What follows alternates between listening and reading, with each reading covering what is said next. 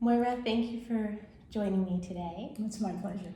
This is Dr. Moira Fitzpatrick. She's both a licensed naturopathic doctor and a licensed clinical psychologist. We're honored to have her here today to talk to us about ethics from her perspective. Thank you. Hello, it's a pleasure to be with you today, and I wanted to share with you some thoughts about ethics, and in particular, relational ethics. So one of the first things I think about when I think about ethics is one of the principles of naturopathic medicine, which is also a principle of medicine, psychology, and perhaps many of the different healthcares. And that is to do no harm. And what it means to me to do no harm is to really respect people, to respect their rights, their dignity, to come from a place of integrity where you keep your word, where you tell the truth, where you're transparent, and to treat people fairly with justice. And the other thing that I think is really important in terms of ethics that we do generally is we get their consent. We get people's consent for treatment, we get people's consent to do research. But part of that means that you give them the education and the information that they need in order to be able to truly consent and really know what they're beginning. Now today, more than ever, and perhaps because of COVID, we recognize that we live in a very interconnected world. And that means that we need to have respect for different cultures, different genders, different languages, different racial groups, different ways to express your sexuality, many, many differences. And if we come from a place of being heart-centered, then we come from a place of compassion and love and respect. Now, when I think about ethics as relational, the first thing I think about is to act, to come from both your heart and your mind. And for us to acknowledge the interpersonal bonds that we have to others. And this means that we take responsibility for the ways that we communicate, the ways that we behave, and the consequences of our behavior. That in relationship, there is a reciprocal respect, a dignity, and a connectedness. Now, when I engage with someone, I want them to leave that transaction, my relationship with them, from a place where they feel better about themselves. I want to be able to educate them in whatever ways they've come to me so that they have more information and can make an informed decision.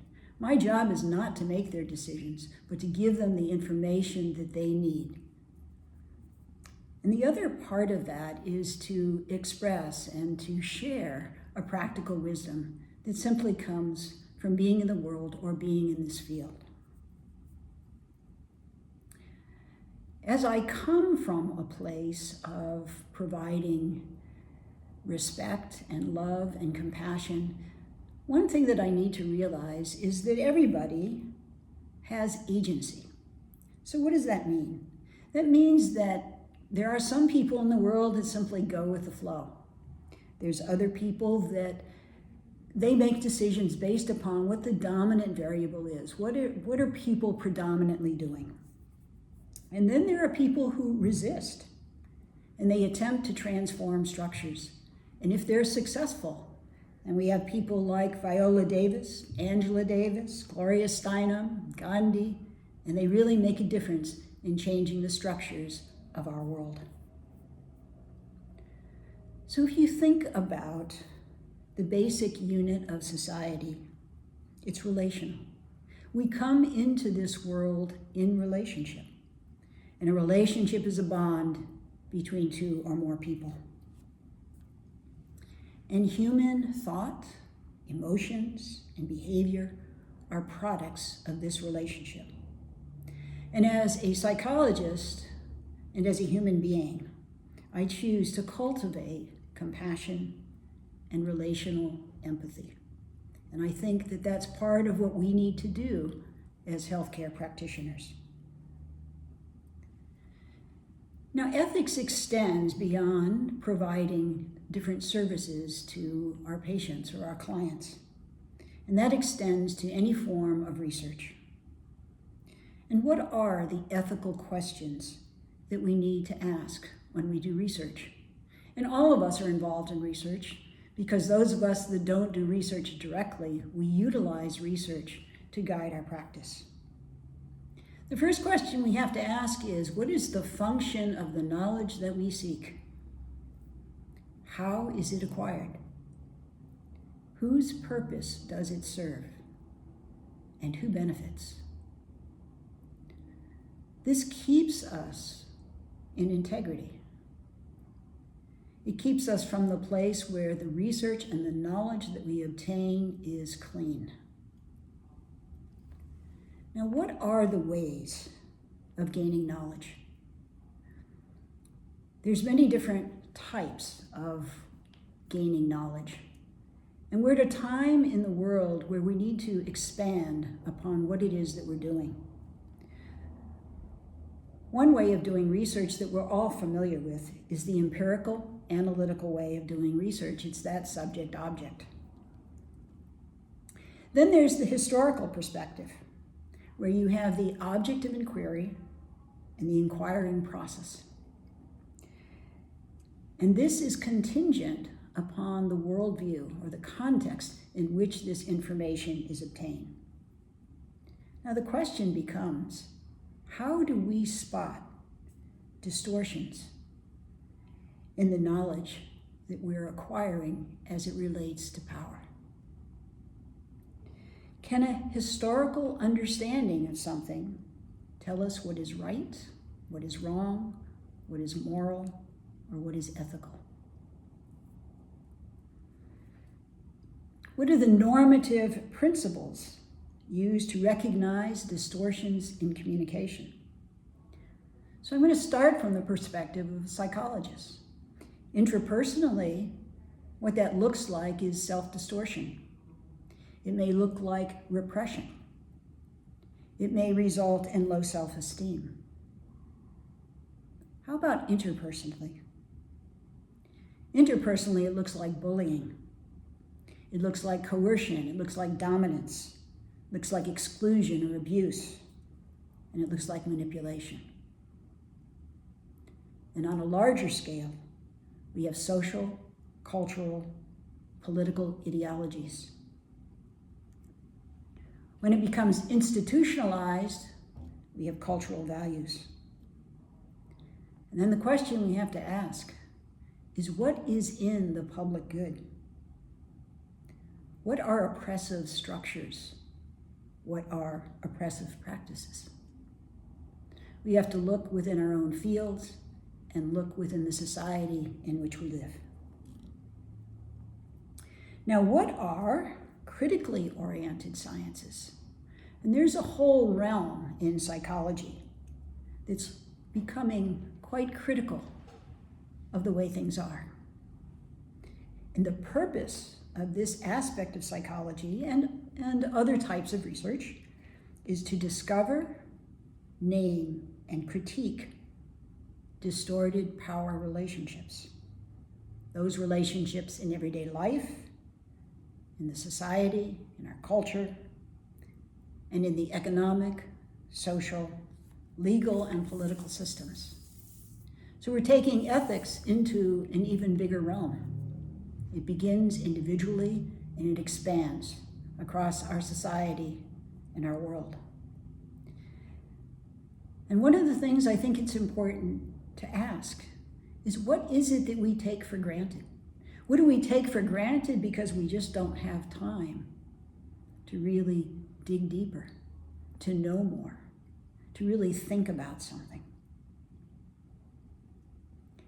We need to note and discover the forces and the structures that produce and enable distortions of power.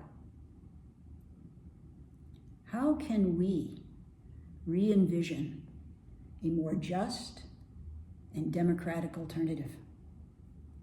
How can we restore what is moral, what is just for all? I'm going to go back to us as individuals, because that's where it begins. And on an intrapsychic level, I think we're motivated for self-reflection, for self-critique. We want to grow, we want to evolve. We've experienced being alienated. And one of the gifts that COVID gave us is it gave us some time to go within and to reflect on our lives. Am I living my life the way I want? How many people, as a result of COVID, reconnected with their families in a new way? Whether that was positive or maybe not so positive. But people became more aware and took action based upon their awareness and what became more important for them.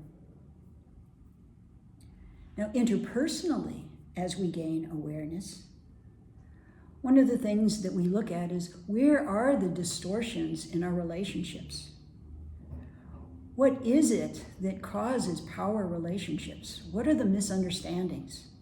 And if we take that time to talk to that person or those persons, then we can move toward a more respectful relationship where there's mutual recognition. And I think that we as humans have an existential need for mutual recognition. So we move from the individual to our closest relationships. And then we begin to expand out. Same is true in research. We move from a focus on the brain or the heart or wherever the focus of the research is to beginning to take a look at the connection of mind and body, where we move from rational, strategic choices to integrating cognitive, affective, emotional, and spiritual needs. We want to take a look at who we are. What is the essence of who we are? Who is the beingness of who we are? How can we begin to embrace mind, body, soul, and the environment? Fundamentally, I think that we are existentially driven to know ourselves. What are some of the biggest issues that people face as they age? What is important? And that moves us into the existential realm. And yet, we cannot know ourselves outside of relationship. Thus, the freedom we seek as we know more about ourselves is connected to the freedom of others.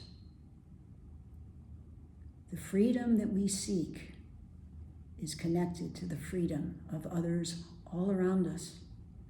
We are truly connected. I think that our practice, whether it's medical, whether it's health, whether it's psychological, they can't be separated. And it's knowing that being and that our values and our actions can't be separated. We can't separate our values. We cannot separate self and others. We cannot separate our humanity and nature. Humans and nature are intricately connected. And we're intricately connected moment to moment in our lives.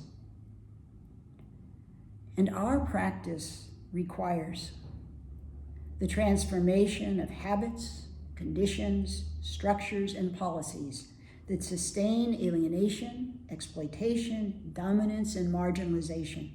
And this lies both within and external to us. We are subject to it, and we contribute to it. And we are responsible and accountable. And I suggest that as we become more of who we are, we must engage, participate, and be guided by an ethics of solidarity, that all of life is related. It is who, what, why, and how we are.